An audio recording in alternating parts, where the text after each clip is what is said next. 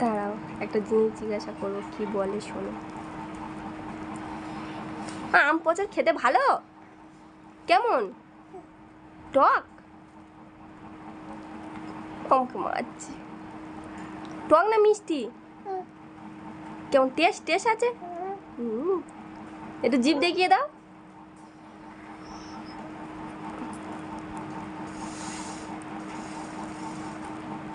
চোখ মারো। ভালো? আবার কিনে আনবো? তুমি খাবে? জিভ দেখে?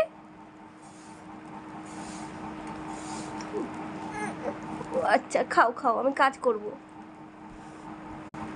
উঠতে গিয়ে ফেলে দিল। আচ্ছা আমি সাহায্য করে দেব, মা আছে তো তোমার।